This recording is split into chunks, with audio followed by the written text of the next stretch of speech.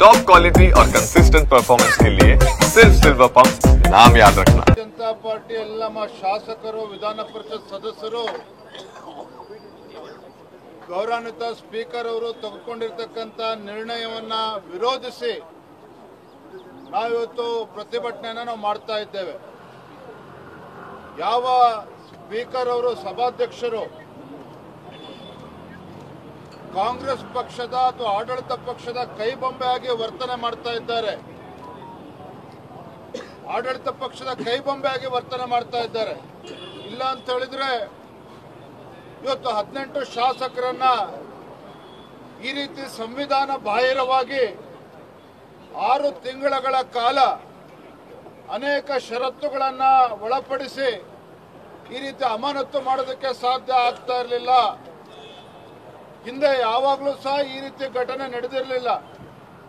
ಒಬ್ಬ ಜನರಿಂದ ಆಯ್ಕೆ ಆಗಿರ್ತಕ್ಕಂಥ ಒಬ್ಬ ಶಾಸಕನನ್ನ, ಜನಪ್ರತಿನಿಧಿಯನ್ನ 6 ತಿಂಗಳ ಕಾಲ ಅವ್ರನ್ನ ಸಸ್ಪೆಂಡ್ ಮಾಡಿ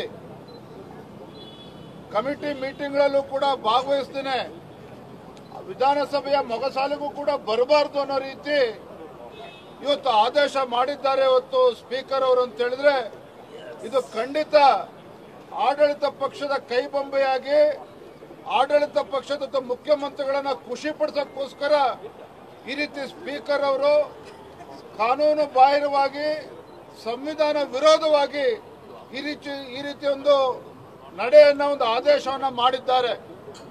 ನಾನು ವಿರೋಧ ಪಕ್ಷದ ನಾಯಕರು ಕಳೆದ ವಾರ ಪತ್ರಿಕಾಗೋಷ್ಠಿ ನಡೆಸಿದ್ವಿ। ತತ್ಕ್ಷಣ ಸ್ಪೀಕರ್ ಅವರ ಹೇಳಿಕೆಯನ್ನು ಕೂಡ ನಾವು ಗಮನಿಸಿದ್ದೇವೆ। ನಾನು ತೆಗೆದುಕೊಳ್ತೇನೆ ಅನ್ನೋ ಮಾತನ್ನ ಹೇಳಿದ್ದಾರೆ। ಯಾತಕ್ಕೋಸ್ಕರ ಕಾಯ್ತಾ ಇದ್ದಾರೆ ಸ್ಪೀಕರ್ ಅವರು? ಸ್ಪೀಕರ್ ಅವ್ರಿಗೆ ಅರ್ಥ ಆಗಿದೆ ಅವರು ತೆಗೆದುಕೊಂಡಿರ್ತಕ್ಕಂಥ ನಿರ್ಣಯ, ಸ್ಪೀಕರ್ ಅವರೇನು ನಮ್ಮ 18 ಶಾಸಕರನ್ನ ಸಸ್ಪೆಂಡ್ ಮಾಡಿದ್ದಾರೆ, ಇದು ಸಂವಿಧಾನ ವಿರೋಧಿ ಅನ್ನುವ ಅಂಶ ಸ್ಪೀಕರ್ ಅವರು ಕೂಡ ಅರ್ಥ ಆಗಿದೆ।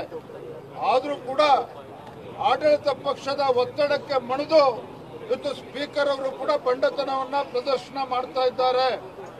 ಹಾಗಾಗಿ ಇವತ್ತು ನಮ್ಮೆಲ್ಲ ಶಾಸಕರು, ವಿಧಾನ ಪರಿಷತ್ ಸದಸ್ಯರು ಕೆಂಗಲ್ ಹನುಮಂತಯ್ಯ ಪ್ರತಿಮೆ ಮುಂದೆ ಪ್ರತಿಭಟನೆ ಮಾಡಿ ಇವತ್ತು ನಾವು ನಮ್ಮ ಒಂದು ರೆಪ್ರೆಸೆಂಟೇಷನ್ ಕೂಡ ಇವತ್ತು ನಾವು ಕೊಡ್ತಾ ಇದ್ದೇವೆ।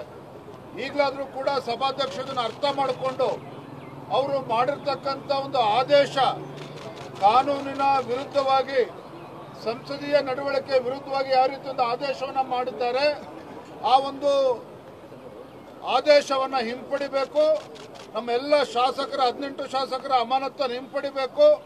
ನಾವು ಅಲ್ಲಿಯವರೆಗೂ ಸಹ ಈಗಾಗಲೇ ಘೋಷಣೆ ಮಾಡಿದ್ದೇವೆ, ಭಾರತೀಯ ಜನತಾ ಪಾರ್ಟಿ ಯಾವುದೇ ನಮ್ಮ ಶಾಸಕರು, ವಿಧಾನ ಪರಿಷತ್ ಸದಸ್ಯರು ಯಾವುದೇ ಒಂದು ಕಮಿಟಿ ಮೀಟಿಂಗ್ಗಳಿಗೆ ನಾವು ಭಾಗವಹಿಸೋದಿಲ್ಲ।